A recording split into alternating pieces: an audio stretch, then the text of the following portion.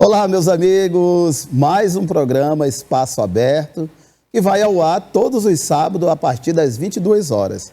É um prazer imenso ter a sua audiência, né? A sua audiência qualificada. Bacana, e reprise aos domingos, né?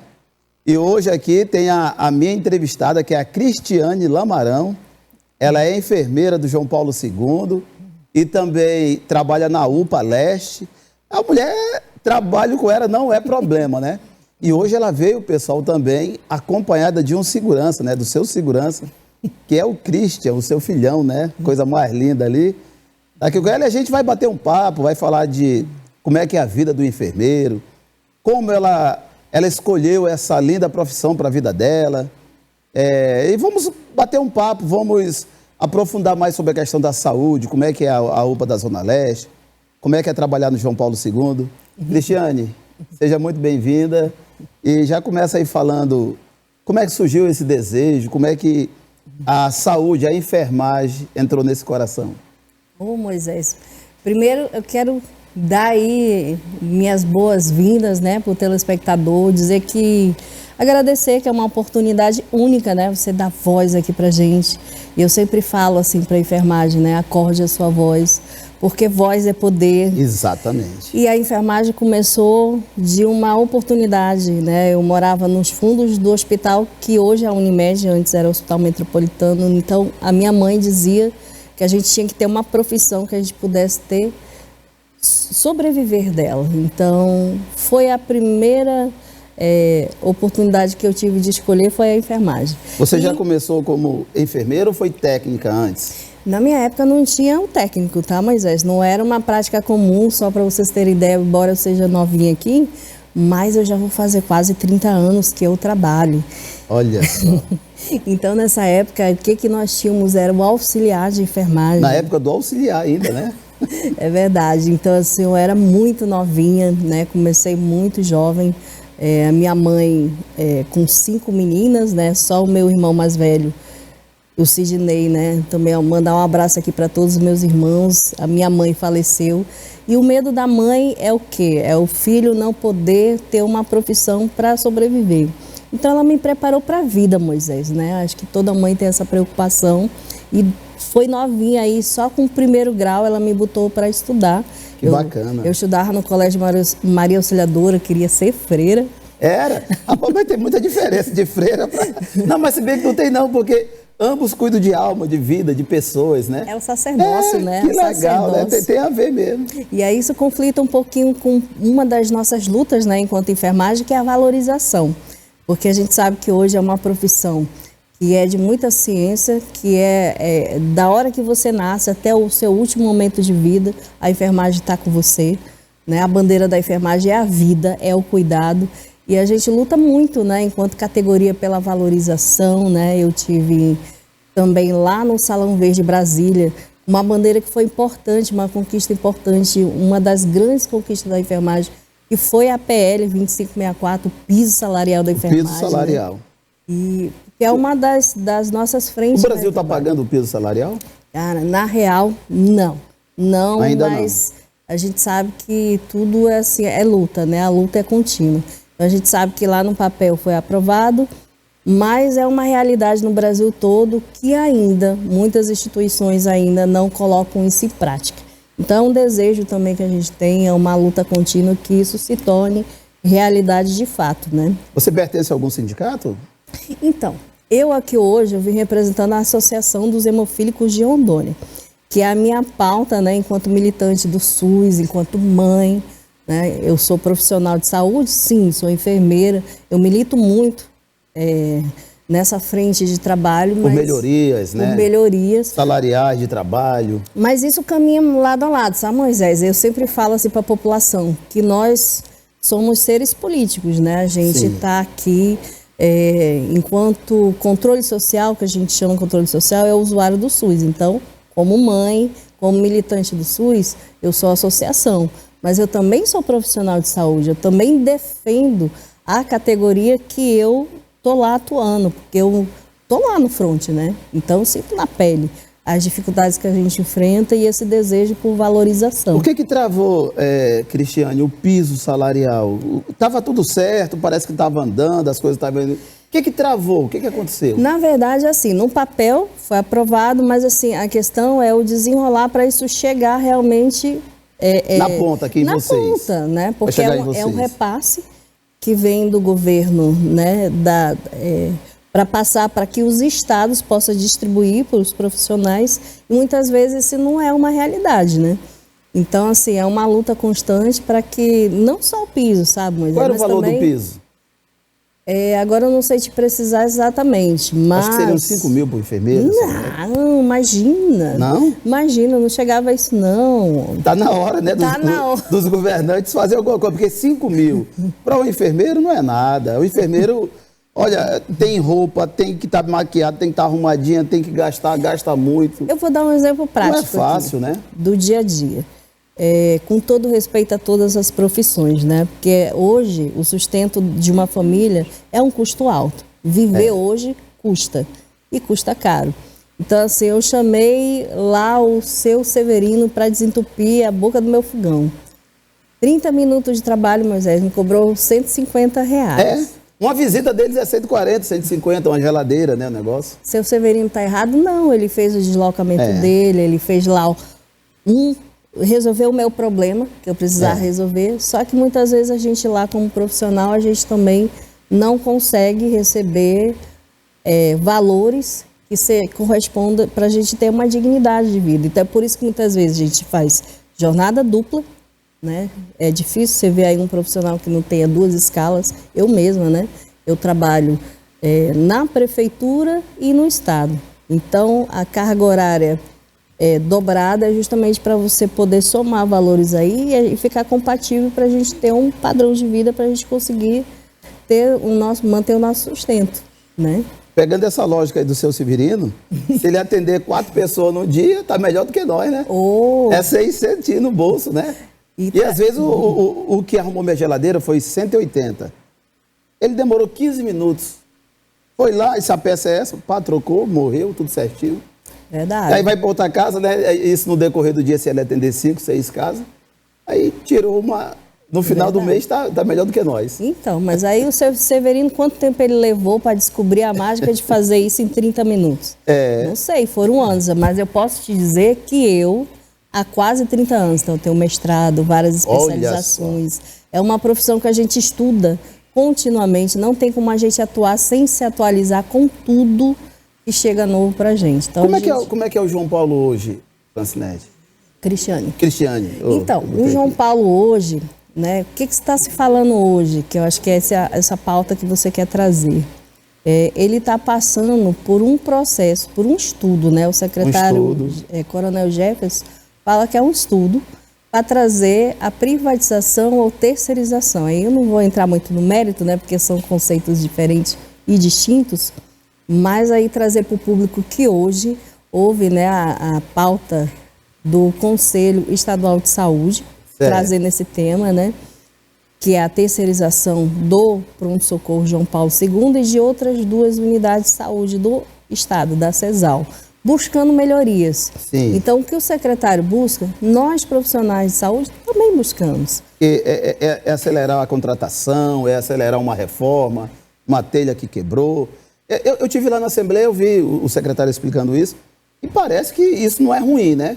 Não. Acelerar ali uma reforma de um banheiro, às vezes a gente vê vídeo vazando, então isso traria uma melhoria para quem frequenta, para quem precisa do João Paulo II, né? Exatamente. Eu acredito muito assim que hoje ficou muito claro que ouvindo todos os atores, né? Lembrar que o Conselho Estadual, a gente sabe que lá tem os representantes da gestão, do controle social, que são os usuários, e os trabalhadores da saúde. Então, todos são ouvidos. Então, é um cenário Moisés, de se ouvir, de você colocar na roda, esclarecer, conversar, para a gente chegar, porque lá o intuito, com certeza, de todos os atores é a melhoria, né? É fake news, né, Cristiane? A gente fala uma coisa, outros falam outra, e aí o bom de você participar dessa reunião com o conselho, né? Com o conselho de saúde, é que você ouve direto da fonte, né? E aí você tem uma informação mais precisa para passar para a população, Exatamente. Né? Imagina só, a gente levou um tremendo do susto, né? Com a notícia assim de que o João Paulo ia fechar, e aí a gente mesmo não entendeu se ia fechar, se a gente ia ser somente relotado, se ia vir gente nova, se era a construção do euro. Então, assim, até a gente buscar mesmo a fonte segura, né? E nesse ponto eu tenho que parabenizar, sabe, o Coronel Jefferson, porque ele se colocou... Tu esteve lá na Assembleia Legislativa? Lá na Assembleia, sim. Olha, aquela audiência ali foi muito esclarecida. Parabéns, viu, Coronel? Ele foi calmo, né? Foi muito As pessoas, ele recebeu vaia, mas ele se manteve calmo, equilibrado e conseguiu explicar, né? Conseguiu passar a informação. Eu estava lá também. Que legal. Lá. Ele costuma falar, né, que se come uma baleia, uma mordida de cada vez, né? Você chega lá. Então é um cara que quer acertar, né? Ele quer acertar. Isso aí ele deixou muito claro, né? Ele não tem medido esforços, só que a gente está lá no front, nós estamos lá na ponta. Então, assim, a gente levar para o conhecimento dele, assim, a realidade, para que ele acerte, a gente não perca mais tempo, né? E que o usuário lá na ponta receba o melhor atendimento, a melhor estrutura física, é um trabalho conjunto e constante que a gente tem se colocado à disposição. Eu vi lá a mobilização dos sindicatos, né, das entidades, né, para serem ouvidas e colocar mesmo, trazer isso para a discussão e o que a gente espera é isso, Moisés, que dê tudo certo, né? São quase 30 anos, desses 30, são mais de 20 no João Paulo e tudo que eu tenho visto lá é a mesma estrutura física, um pouco adaptada e todo gestor que chega, ele vem com esse desejo de acertar, né? Mas aí encontra entrave, né? Tem sempre algumas travas, né? Sim, porque o serviço público ele é cheio de normatizações, de normas, né? Regras. Então, assim, você colocar realmente no papel e executar depende de vários mecanismos, né? De controle, de órgãos que fiscalizam.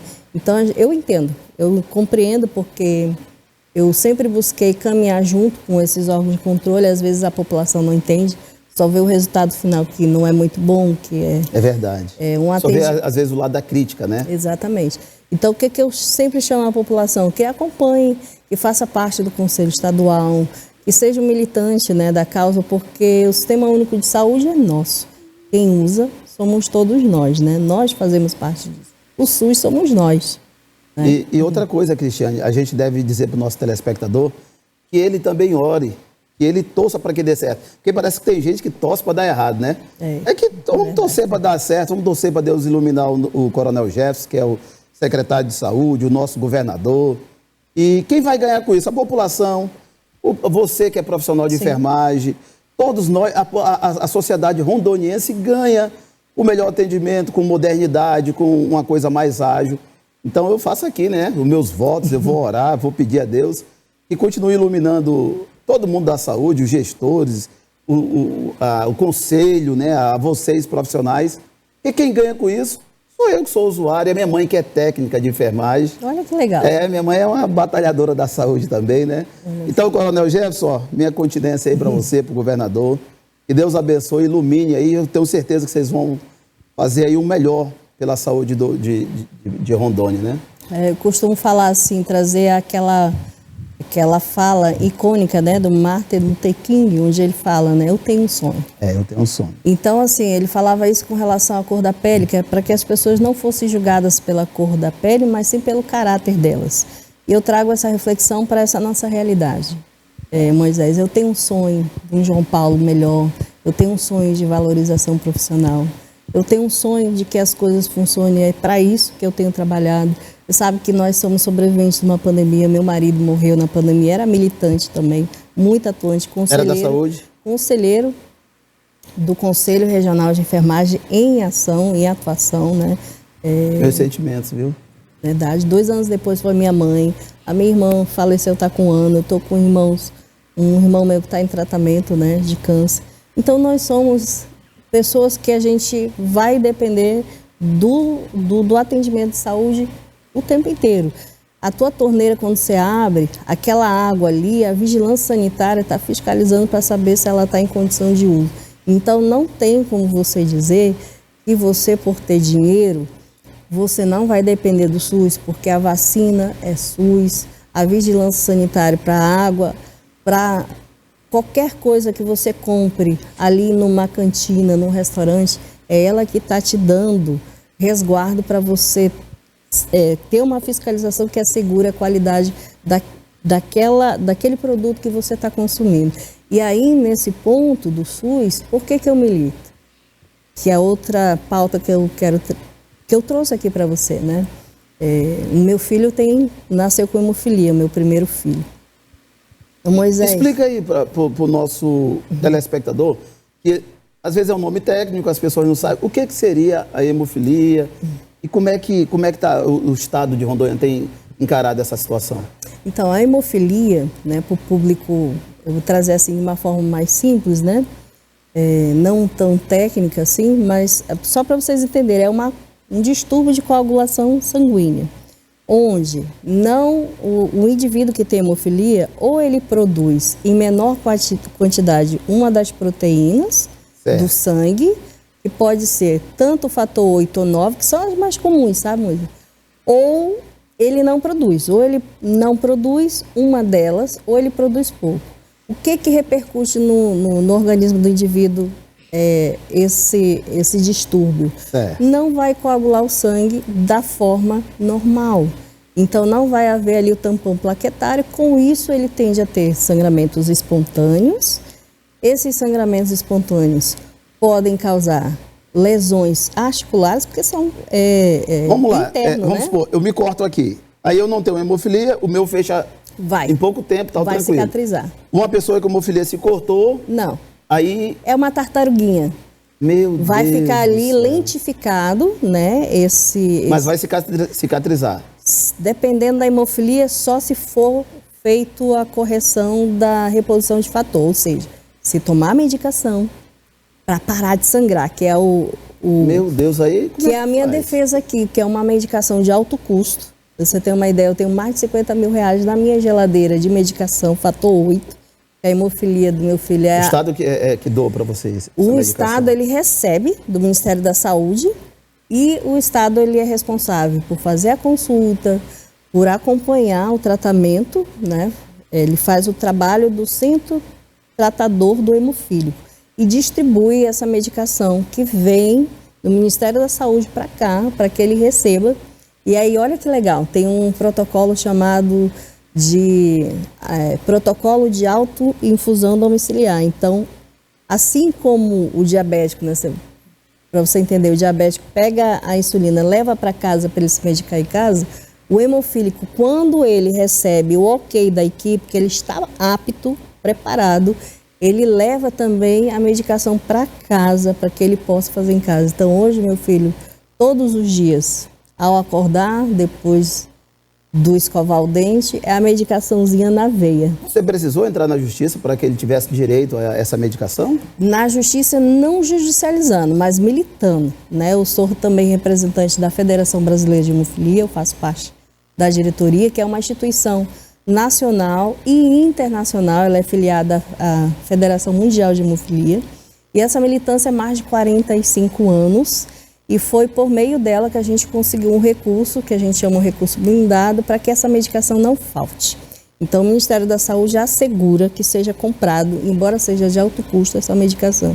Agora me diz, adianta ter dinheiro se não tem esse remédio? Porque é esse remédio que dá vida para o meu filho, que dá vida para quem tem hemofilia, para que ele possa viver a vida e viver as coisas mais simples. Nós vamos para o intervalo e aí daqui a pouco a gente já volta com mais Cristiane Lamarão, a nossa enfermeira do João Paulo II.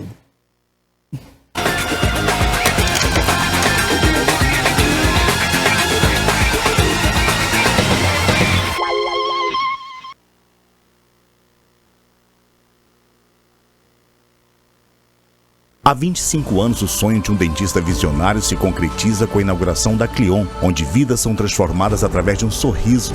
Desde o início, a missão da Cleon é proporcionar cuidados odontológicos de alta qualidade, promovendo a saúde bucal e a autoestima de seus pacientes. Aqui na Cleon, nós temos uma equipe de mestres especialistas na área da saúde, para melhor atender a sua família.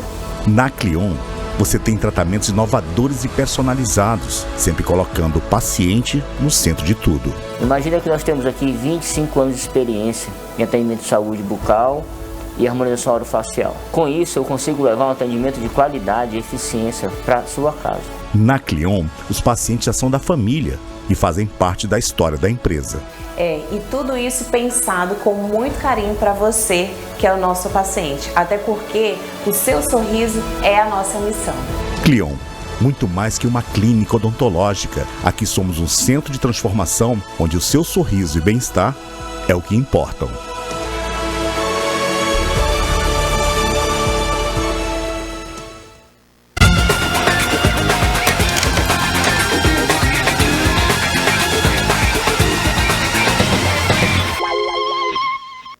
Olá, já estamos de volta, né? O nosso intervalo é bem breve. E estamos aqui hoje, a nossa entrevistada é a Cristiane Lamarão, é enfermeira. E hoje está aqui ainda com o Christian, né? O Christian? Isso. É o príncipezinho dela aqui. Daqui a pouco o Christian vai também bater um papo com a gente. Olha só, Cristiana, antes do intervalo a gente estava conversando aqui sobre a questão daqueles remédios de alto custo. E o STF, rapaz, olha, sinceramente, eu não sei o que dizer. Eu vou dizer aqui só do caso do jovem Felipe. Tem problema nos rins e tal, aquela coisa toda. Vai precisar passar por transplante. A situação dele é complicadíssima. E eu vi ele chorando outro dia, implorando pela medicação. E o STF proibiu. Olha só, para você que está em casa, está nos acompanhando. A nossa maior corte disse que não era para o governo bancar remédios caros, ou seja, condenou a pessoa à morte. Você concorda, Cristiane? Que isso, uma pessoa que não tem acesso a esse remédio e não tem dinheiro para 1 milhão e pouco, que é o remédio dele, ela está condenada à morte. Agora, telespectadores, uma coisa que me chama a atenção. O STF diz que o governo não tem como bancar esse tipo de remédio, mas tem aviões que viram Uber para ministro. Olha só, o ministro pegou o avião da FAB e foi assistir casamento no Maranhão. Ministro pega avião da FAB e vai assistir o jogo do Corinthians. A ministra pega o voo da FAB e vai assistir o jogo, a final do Flamengo. E todo mundo voando de avião. Só para esse avião sair, decolar, é de 80 a 100 mil reais. E tá uma farra do avião. Será que a vida deles tem valor? Eles têm que andar protegidos, seguros? E a vida do jovem Felipe, que precisa desse medicamento, só tem 12 anos, precisa dessa medicação, senão vai morrer. Aí a vida dele não tem valor? O que você acha dessa questão? Você que é uma militante dessa causa. Então, Moisés, o que eu tenho a dizer assim, conhecimento é poder, né? Quando eu falo militar, é uma luta todo dia. Então, você se une com quem tem o mesmo problema que você.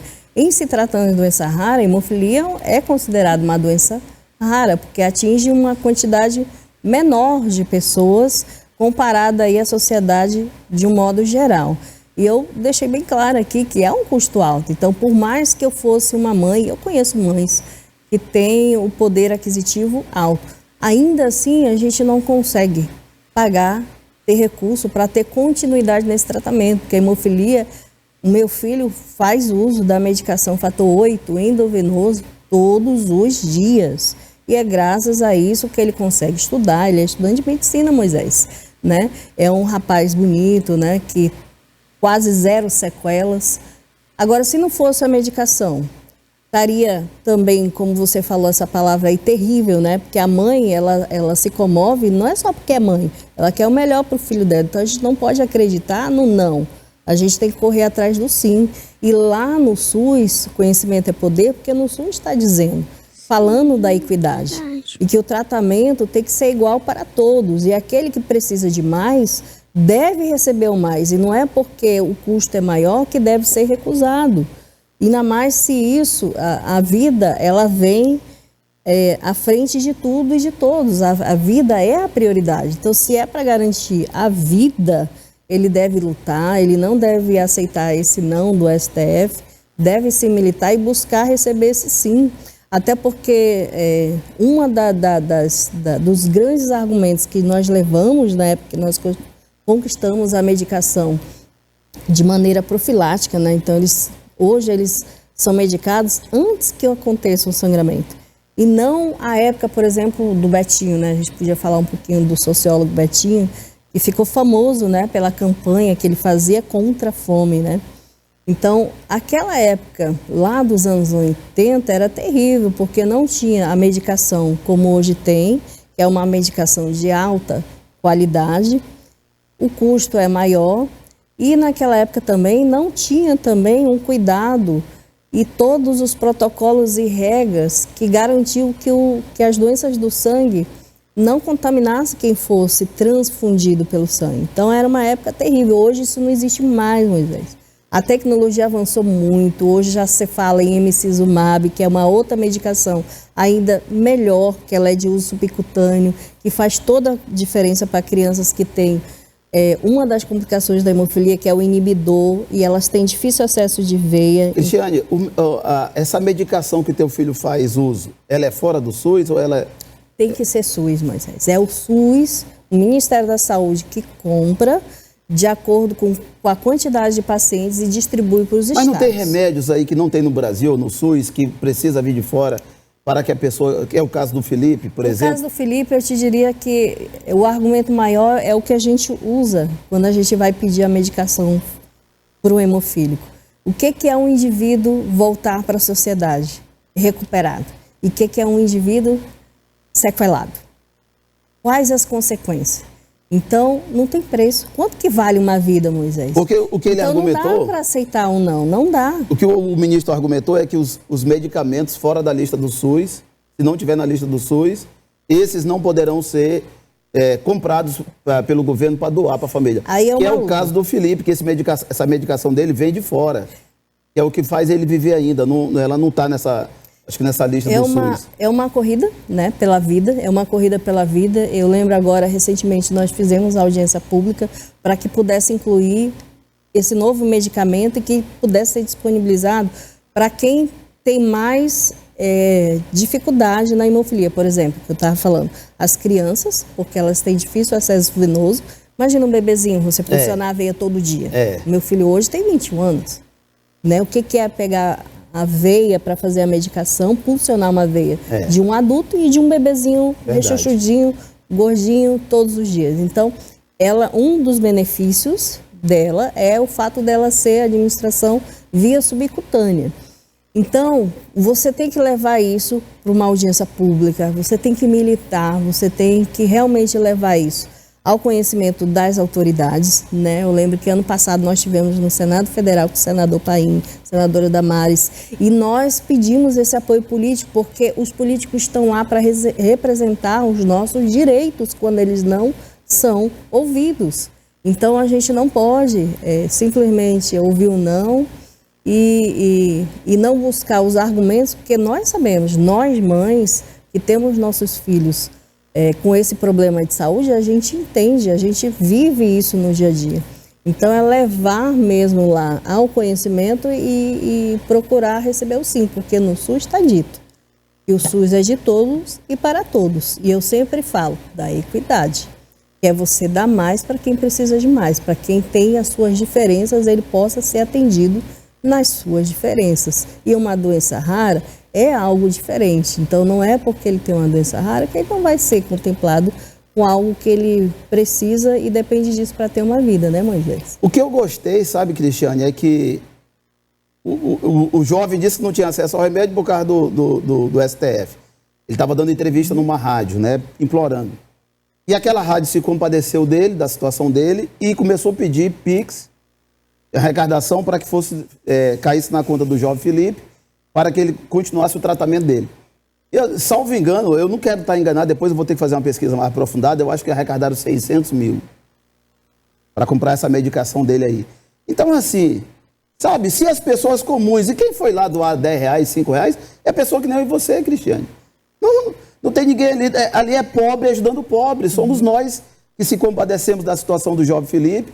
E quantas vezes eu vejo pessoas doando Pix para tratamento de pessoas que se acidentaram, que estão ali acamados e não tem benefício, não tem ajuda, não tem nada. É nós mesmos, acho que é nós por nós, é o pobre pelo pobre, é a nossa união mesmo, porque, olha, como é que larga um jovem de 12 anos aí na rua da amargura? A sorte, né? A própria sorte. Esse jovem, se ele não conseguir essa medicação, ele não chega à maioridade. E aí eu te pergunto, ele vai usar só uma vez?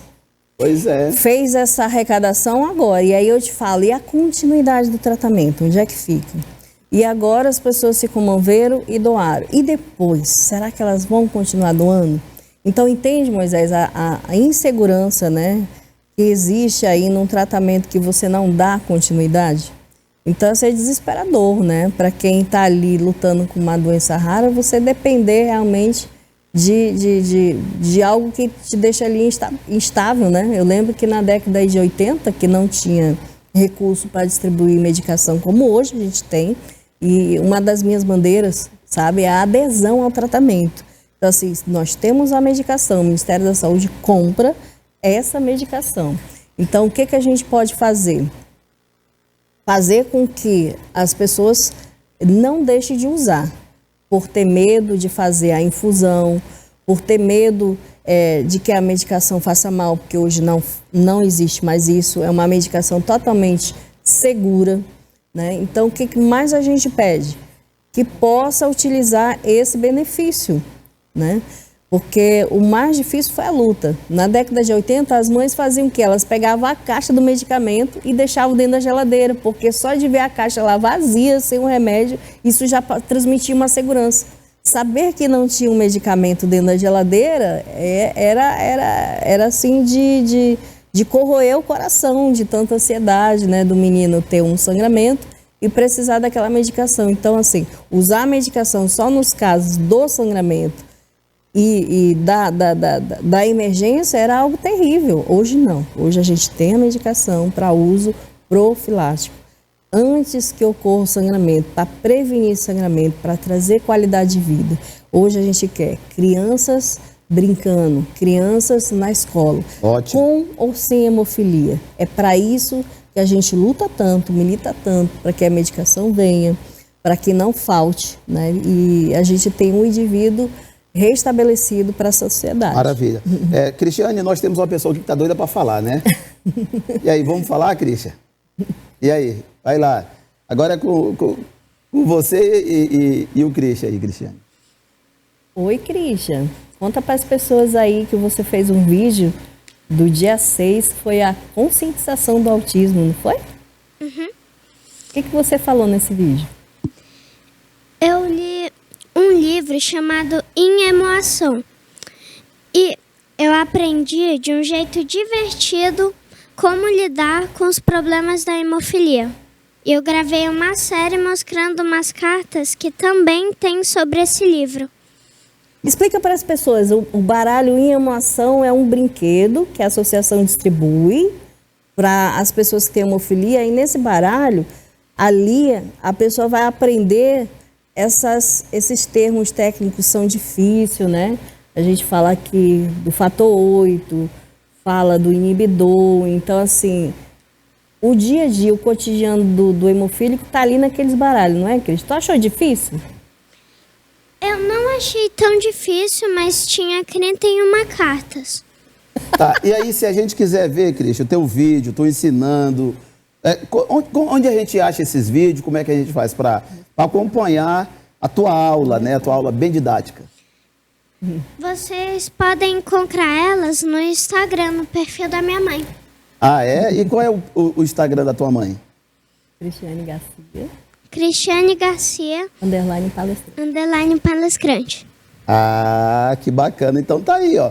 Quem quiser ver os vídeos do Cristian, ele explicando, né? Falando sobre a hemofilia e dando uma aula bem dinâmica aí, ó, tem que entrar no Instagram da mãe dele, que é a Cristiane, né? A Cristiane Lamarão. Aí você vai entrar lá e vai ver os vídeos do Cristian, né? Mas explica para as pessoas, você não tem hemofilia, né? Não. Quem tem? É o meu irmão de 21 anos. Isso. Porque a hemofilia, Moisés, é uma doença congênita hereditária, né? Quando nasce com hemofilia, é transmitido assim, da mãe para o filho, geralmente o filho homem, né? Que manifesta. Mas você tem hemofilia, então? Provavelmente portadora, né? Na minha família não tem histórico nenhum de hemofilia, por isso foi tão difícil, né? Até contar aqui para as pessoas assim foi... Mas ele tem uma vida saudável, assim? A vida dele é normal? Tomando a medicação, sim. Ele tem uma sequela, né? Desde pequenininho, né? Que a gente lutou para que não tivesse, infelizmente tem, mas assim, dos males o menor, né? Diante da gravidade que é o problema dele, vamos dizer assim, e o impacto foi o menor, porque a gente já entrou com medicação, já entrou com a profilaxia, né? E ele fez vários tratamentos fora daqui também, para evitar que essas lesões articulares deixassem ele com deformidade, né? Com dor, né? E, enfim, o que a gente espera é que as crianças hoje elas tenham essa consciência o quanto antes, porque na época do Thiago não era assim, como é hoje, ele né? estuda, ele trabalha, ele pode fazer atividade física, uma academia. Sim, sim. Tudo normal? Sim, com acompanhamento ele pode. Porque a academia, a musculação é como se fosse a fisioterapia. Então, ele faz regido por um profissional que vai acompanhar para que ele não extrapole, não cause um sangramento, uma lesão, né? Porque até a gente mesmo, assim, normal, a gente se exagerar. Outro dia eu fiquei um mês sem andar aqui no meu joelho, exagerei também na dose. Mas a hemofilia, essa doença, ela é motivo de aposentar ou não? Tem algumas pessoas que sim. Porque quando ela tem a deformidade já, a lesão física, né? E infelizmente, eu estou falando assim, das pessoas adultas, sabe? Da década ali de 80, elas têm muitas atrofias, deformidade, né? E, infelizmente, deficientes físicos, né? Então, por meio da deficiência física, elas conseguem receber aquela aposentadoria, né? E hoje o pessoal estava reclamando, né, que o governo está com dificuldade de liberar. E é muito ruim, né? O que eu falo para as pessoas? A gente quer o indivíduo que volte para a sociedade, que ele possa fazer as escolhas dos sonhos, que ele não aceite só um recurso desse, porque é um salário mínimo, Moisés. Então a pessoa já tem um problema de saúde que é difícil de lidar. Não é fácil, ele tem que ter a cabeça muito resiliente. Inclusive, assim, deixar assim, bem claro, assim, mandar um abraço para todos os hemofílicos, porque são verdadeiros guerreiros. Quantos são em Porto Velho? Você tem a média? Em Porto Velho, eu ouvi falar da última vez, tinha cerca de 120. Bastante gente. 120, não é tão... Vocês têm um grupo de WhatsApp? Temos o grupo lá das mães, dos pacientes, inclusive tem o meu secretário, né, o mesmo nome do meu filho, do Christian, também. E é bem atuante, né, mandar um abraço para a minha diretoria, para todos eles, são mães, são pessoas... Aí você é presidente... Eu sou presidente da associação. Da associação. Exatamente. Então, assim, o indivíduo, quando ele trata, Moisés, ele volta para a vida. Então, hoje, o meu filho, ele estuda, né, ele tem um convívio. É claro que ele meio que se adaptou às restrições. Quais são as restrições? Esportes de contato, por exemplo. Ah, não pode? Isso não pode, porque contato é fato. Ele vai lesionar, vai sangrar, e um sangramento é bem complicado de tratar. Então, assim, quando ele era criança, ele passou por muitas coisas. Eu contaria aqui mais de 50 histórias aqui dele, né, relacionadas a sangramentos. Uma delas foi quando ele tentou jogar futebol, que a minha filha é muito atuante no futebol, né, mandar até um abraço para ela, Sabrina, né. Não mora aqui, mora em Campinas, né? Estuda fora também. E quando ela era pequenininha, ela que cuidava do Thiago. Então era a irmã cuidando do irmão para ele não fazer a aprontação, mas criança faz. Aí quando ele sangrava, ia para o canto chorar. A gente demorava a entender o que tinha acontecido, porque ele escondia que tinha feito a brincadeira de contato, né? Então, assim, hoje ele já entendeu o futebol. É difícil, porque vai lesionar, né? E qualquer outra atividade... Tá bom. Cristiane, esse acidente que aconteceu agora no último final de semana, onde a gente perdeu uma médica, motoristas, uma mãe que estava acompanhando a filha gestante ali e tudo. Você acha que se tivesse mais um motorista, no caso 2, teria evitado esse acidente, você como um profissional de saúde? Olha... Vamos ser bem breve, nós estamos na reta final do nosso programa. É difícil, né? Nós lamentamos muitas mortes, né? Que Deus conforte aí. Que Deus conforte, amigos, né? E Nossos familiares. sentimentos. Nós também, como profissionais, a gente ficou muito comovido, estamos muito comovidos. Sim. E aí tem várias situações para Mas você acha que 2 motoristas resolveriam o problema? Acredito que seria um dos pontos. Um dos pontos, Um né? dos pontos, Eu né? acho que 2 motoristas já dava para... Porque um motorista só, ainda mais... Já É um muitos trajeto anos de distante, trabalho, né? muito distante. Ficou muito forçado. Ele já tinha uma certa idade também, coitado. E vindo de lá para cá, ali, muitas ninguém horas sabe dirigindo, como é que né? foi também a jornada dele de trabalho antes. Lamentar, né? A todos aí, a toda a família. Foi uma grande perca do nosso estado. Chegamos na reta final. Passou rápido, né? Rápido Muito demais. obrigado pela tua presença, pela presença do Christian. Volte mais vezes aqui à nossa casa. Que Deus te prazer, abençoe. viu? E vamos falar mais de saúde, né? Não deu tempo de perguntar sobre a UPA. Eu ia entrar agora na questão da UPA. Como é que é a UPA, como é que é o João Paulo. Mas, ó, fica ligado que daqui a uns dias a Cristiane volta e a gente continua o nosso bate-papo. A todos vocês, muito obrigado pelo carinho da audiência e até sábado que vem, se Deus quiser. Forte abraço.